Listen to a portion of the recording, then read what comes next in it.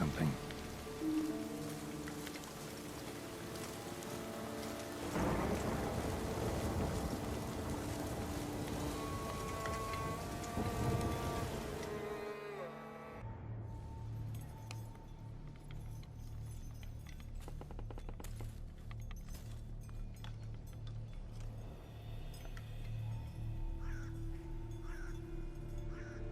None shall sit and dine with you at your table.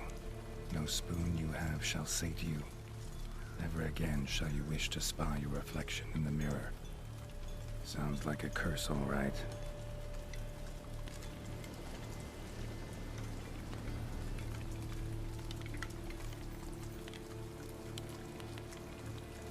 Somebody's clearly obsessed. Regis mentioned the place might be cursed. Can't be a coincidence. Need to look around.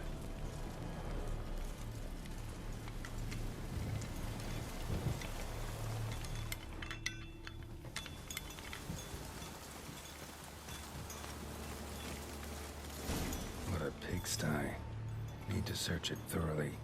Find a way to collect some white saliva.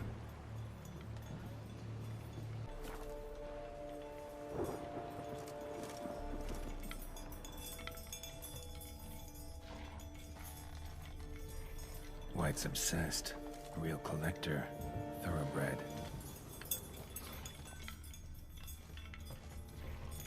Spoon's incredible. The craftsmanship. Must have graced a rich man's table.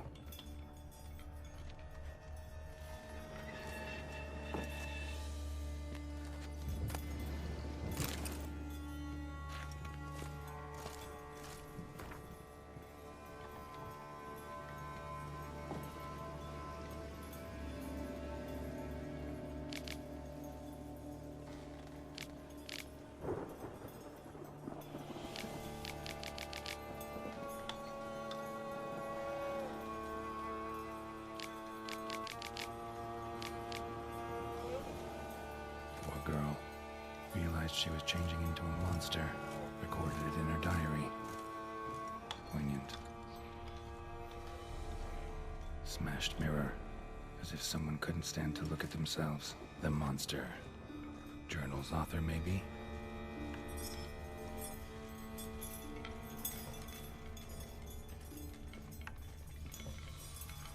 No spoon you have shall sate you.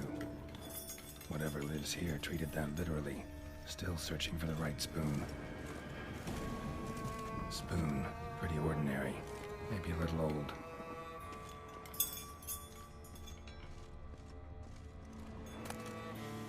The spoon key.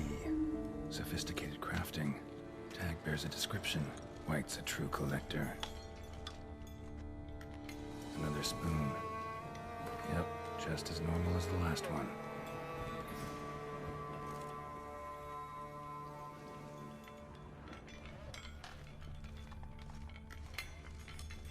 White's obsessed. A real collector. Thoroughbred. Skeletons. Doubt they came here willingly. This have anything to do with the curse? None shall sit and dine with you at your table. It'd make sense. Right arm bit right off. Teeth all knocked out. Somebody tried to force feed him. Broken neck. Indentation in the skull's lateral surface. Smacked in the head with something heavy. No claw or fang marks. Probably choked to death. None shall sit and dine with you at your table. No spoon you have shall sate you. Never again shall you wish to spy your reflection in the mirror. Woman's name scratched into this wooden spoon. Romantic.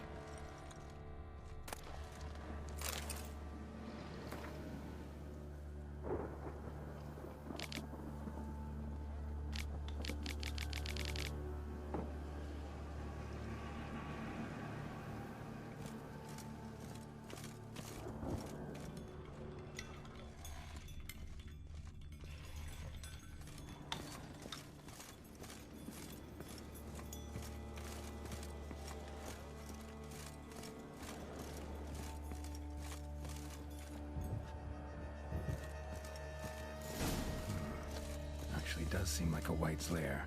Bit atypical, but still. Cauldron should be somewhere around here. Cauldron I was looking for. White's not particularly tidy.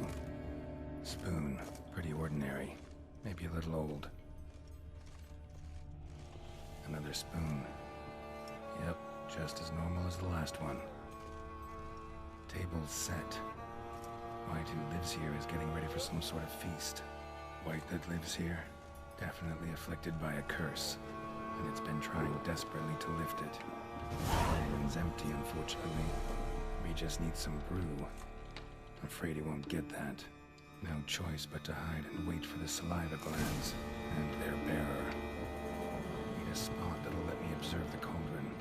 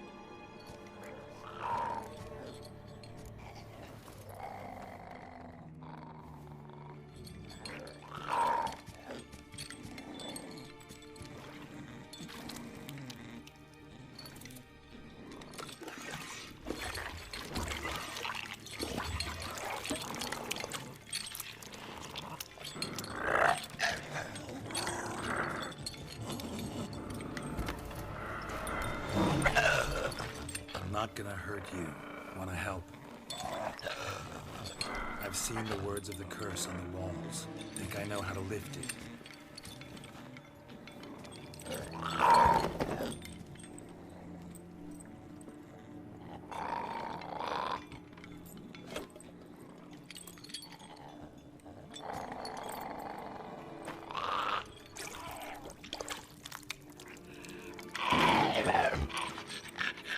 Tried to bring folk here, convince them to sit at the table with you, right?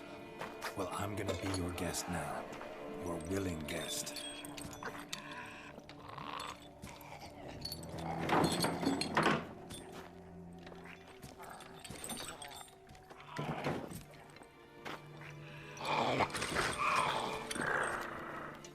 Just need a bit for Regis.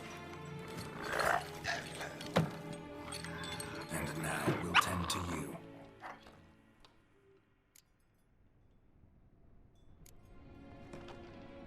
Need to get this right. Words of the curse were, none shall sit and dine with you at your table. No spoon you have shall sate you. Never again shall you wish to spy your reflection in the mirror.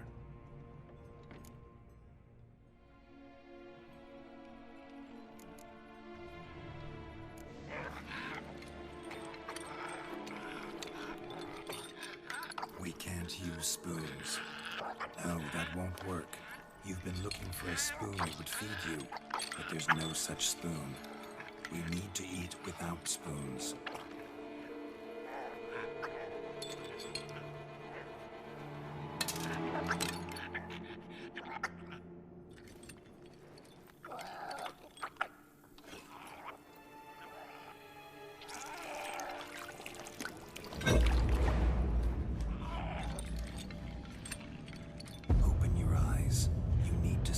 Likeness.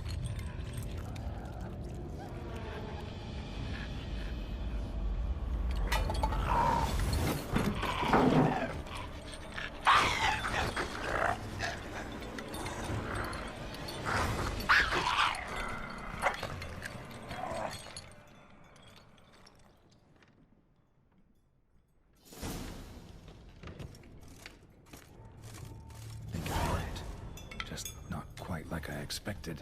Need to see what happened to the white. Won't be hard to find given its stench.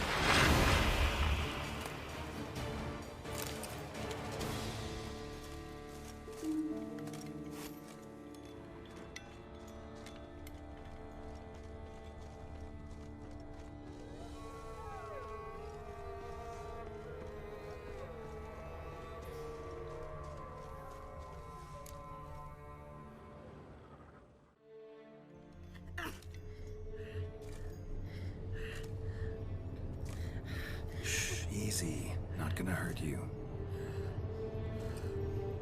Eat. I must eat.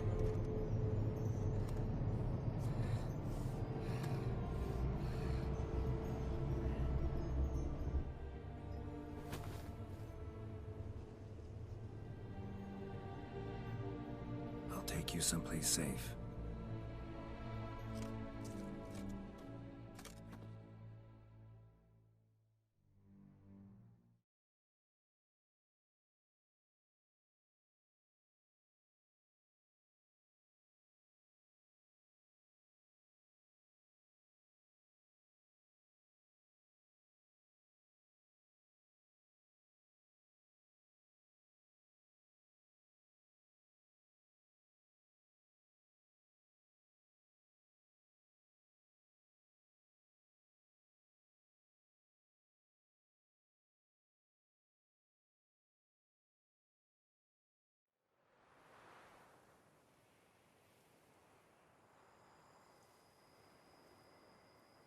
So I took her by the hand and led her here. Seemed the only sensible place for her. You did the right thing, sir. She should recover quickly here. I'm deeply pleased, finally, to make your acquaintance, sir, though I do regret the specific circumstances. In all the commotion, I fear I neglected to introduce myself. I'm Barnabas Basil Folty, and by order of the Duchess, I am to serve as your major domo at Corfo Bianco. Nice to meet you, Barnabas Basil. Love to talk more, but got urgent matters to attend to. While I'm gone, please make sure she gets everything she needs. Don't worry, sir. I shall see to everything. She is safe here and in good hands. She'll soon be back on her feet. Might actually take a while. She hadn't eaten anything in over 100 years when I found her. Horrid. Whatever brought this about? Told me her story on the way here. Her name's Marlena. She was once the very beautiful and proud heiress to the Trastamara estate. One evening, when she was holding a banquet for friends, a beggar came to her gate seeking alms. He had a bowl and a spoon with him. He sat outside her fence and waited. I've heard of the custom. An ancient rite of hospitality that obliges one to give food and drink to such a guest lest he depart hungry. To neglect the custom is to bring great misfortune down upon oneself. Marlena didn't care a whit for the old customs. She drove the man off, saying she'd rather feed the leftovers from her feast to her dogs than to give the beggar anything. The beggar then broke his spoon, cast a curse. She was beautiful, so he said she'd never wish to look at herself in the mirror again. Since she adored feasts, he swore no one would ever wish to sit and dine with her. And as she even refused him the crumbs from her table, he swore she'd never find a spoon in the world that would sate her hunger. A harsh punishment. I imagine lifting the curse was hardly simple. Curses are tricky. They play on irony. Always gotta figure out what the catch is. Marlena had spent decades looking for a way to lift it. Transformed into a wight, she stole spoons and lured folk into her home, trying each time to get them to dine with her. Didn't work. So what did? Someone had to sit down and share a meal with her, of their own free will. They had to eat without using spoons, and make her look at her reflection. That's it? That was all it required? Simplest solutions are sometimes the last that come to mind. Besides, when you're a wight, it's pretty damn hard to find willing human company for a feast. I imagine so. But, most importantly, it is now over. Please, don't worry. She will be in good hands here. Vineyard comes across as a place with a rich history. Know who owned it before me? Baron Rossel, who went bankrupt, forcing him to sell the estate to the Duchess. The Baron, in turn, had purchased it from Monsieur Bolius of the Headsman, a truly colorful man of Ketweni origin. He was actually a headsman? No, not him, but his great-great-great-great-grandfather. Indeed. Apparently, he was a common cutpurse who somehow secured for himself the post of ducal headsman in Beauclair. Went about his work with an exceptional penchant. They say he chopped off more heads than there are grapevines in the ducal vineyards. He never hesitated, not once. Never sliced unevenly, never botched a job. For his exemplary service, the Duke granted him a title and this estate. Monsieur Bolius, on the other hand, was an engineer in his younger years. Once retired, he settled here and took to producing wine. Sadly, misfortune struck and he lost his sense first of smell, then of taste. Additionally, he could not drink alcohol. His medic forbade it. Shame that. He gave up making wine? Not at all. He made even more of it. Began throwing wild balls to which he'd invite friends from far and wide in order to treat them to his wine and delight in the fact that at least someone could enjoy it. It's the sort of man he was, Monsieur Bolius. Mind giving me a little tour de Corvo Bianco? Not in the least. Follow me, please. I think it would be practical to begin on the hill.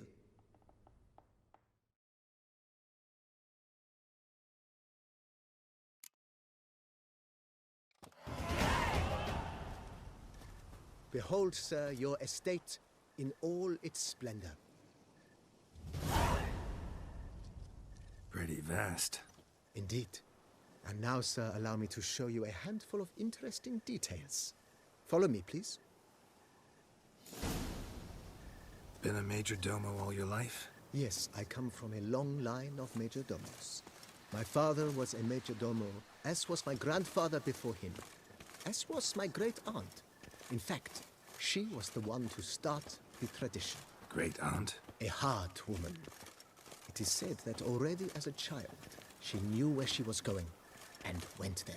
When she arrived in Beauclair, she signed on as a chambermaid at one of the vineyards, then slowly worked her way up to major domo. She dragged the rest of the family up the same path.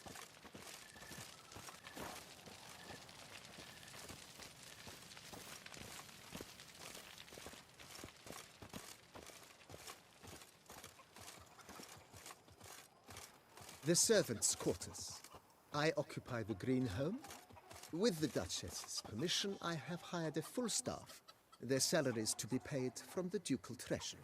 Nice of her. Not the most sightly part of the estate, I admit. But I think it's worthwhile for you as master of the domain to know where the help stays.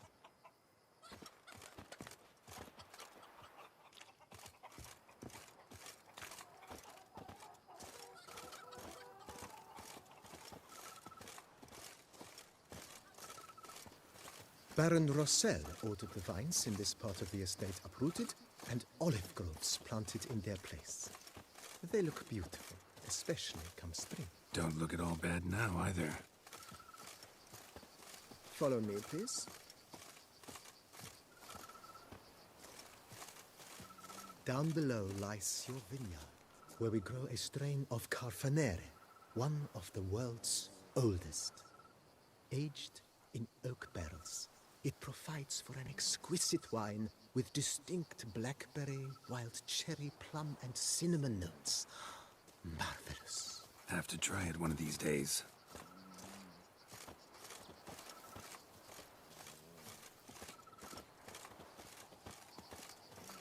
Nice well. Picturesque. Yes, though it ran dry long ago. During the raucous feasts Master Bolius held, he would order it filled with wine. There's a tale about a guest attending a Bolius ball for the first time and thus unaware of the custom. He had suffered great heartbreak and had decided to end his life by jumping into the well. The festivities were coming to a close, and the well was nearly empty when the suicidal guest finally jumped. Instead of killing himself, he merely broke his legs. To numb the pain, he drank the wine. Drank himself to death? Not at all. When found the next day, he had concluded he'd witnessed twin miracles. The water had been changed into wine, and he had survived. He retired to a monastery in the Dragon Mountains and began preaching the wisdoms of Lebioda.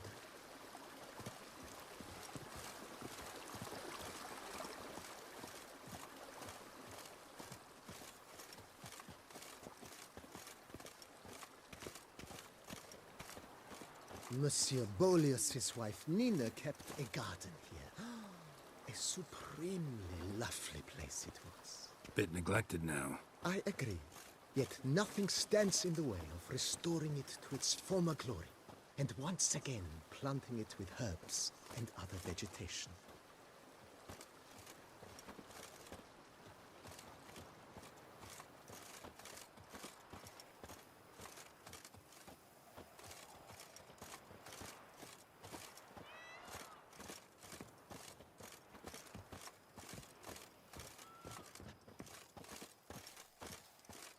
Madame Nina planted diminutive, delicate flowers and herbs here. One might say their aroma still hangs in the air. You're quite the romantic, Barnabas Basil.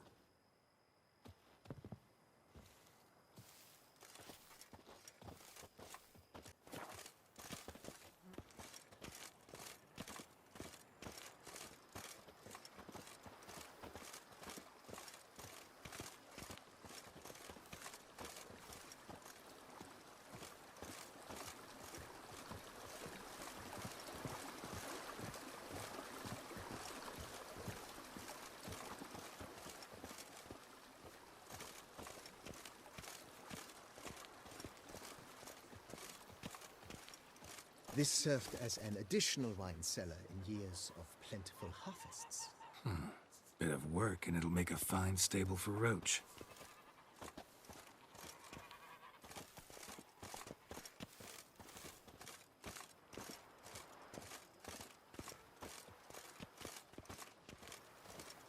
The cellars, voila. During Monsieur Bolis's time, wine was kept here, but Baron Rossel used it to store olive oil as well. I took the liberty of cleaning up the mess, which... I made while fighting the Bruxa. Thanks, Barnabas Basil. Appreciate it.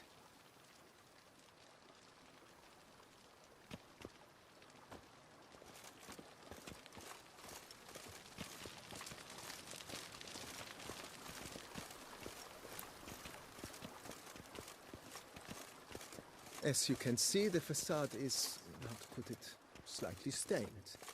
But one cannot deny it a certain subtle southern charm.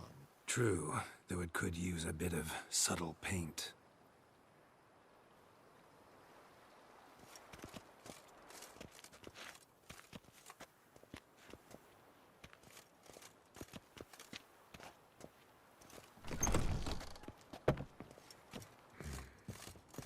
And welcome inside. On the left is the master bedroom. On the right, the dining hall and kitchen. Upstairs, you shall find the guest room, currently used for storage. Not a bad idea. At the moment, the house is only minimally furnished. Yet I believe we will, together, devise some innovative arrangements. A few paintings, for instance, would breathe new life into the abode immediately. With that, sir, you've seen the full lay of the land. Corvo Bianco is a beautiful estate. Though one must admit, time has taken its toll. Forgive me for being forward, but if you were to choose to invest a small sum towards its beautification, consider me at your service on the matter. Think I'll take you up on that. Be sure to come and see you if I decide to do any remodeling.